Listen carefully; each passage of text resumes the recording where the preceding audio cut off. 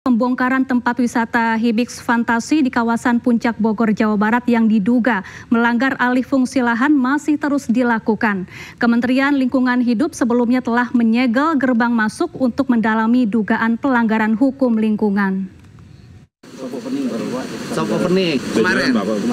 Ini, waduh, ini lebaran nih, duit nih. Apes.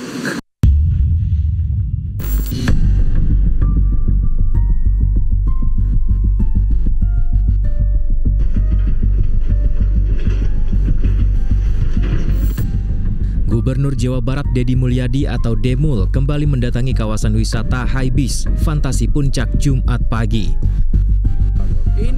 Kedatangan Demul untuk meninjau proses pembongkaran lanjutan di tempat wisata yang diduga menyalahi izin lingkungan.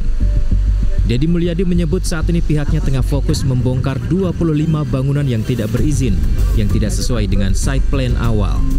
Jadi cek aja bangunan liar bukan. Bikinnya dari 2021. Kalau bangunan liar termasuk yang ya, kalau catatannya sih kalau saya sesuai dengan komitmen awal ya ingin kembali ini menjadi areal terbuka yang peruntukannya untuk daerah resapan air yang ditanami pohon-pohon hutan sehingga ini menjadi hijau kembali dan tidak lagi menjadi problem lingkungan di wilayah hilir. Ini komitmen.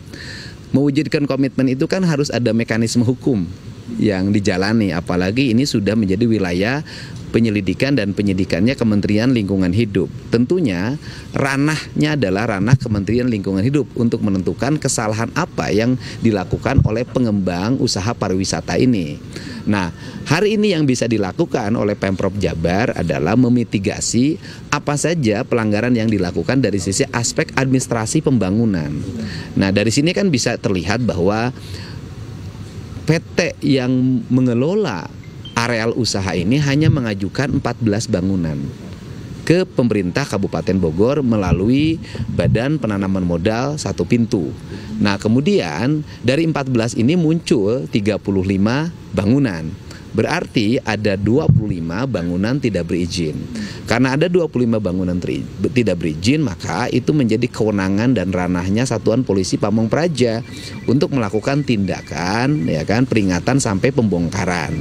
Nah, ini kemudian yang kedua, areal-areal yang ada di set plan tidak sesuai dengan pembangunannya. Karena arealnya tidak sesuai dengan pembangunannya, maka itu sudah dalam kategori pelanggaran.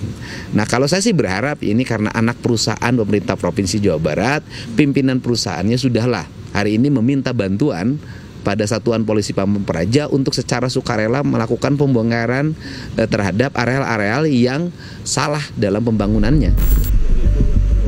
Deddy Mulyadi sendiri ingin membongkar seluruhnya kawasan wisata tersebut dan mengelolanya menjadi area hutan. Namun demikian, dirinya harus menunggu keputusan dari Kementerian Lingkungan Hidup lantaran bangunan sudah memiliki izin yang terlebih dahulu harus dicabut. Berarti kan harusnya kan air itu jatuh ke sini. Ya kan, harusnya kan kalau nggak ada ini jatuh ke sini kan. Sekarang kan yang ditutup kan airnya jadi bluk gitu. Pembongkaran sendiri masih terus dilakukan hingga hari ini. Satpol PP telah mengangkut material-material kecil seperti pelang dan juga spanduk.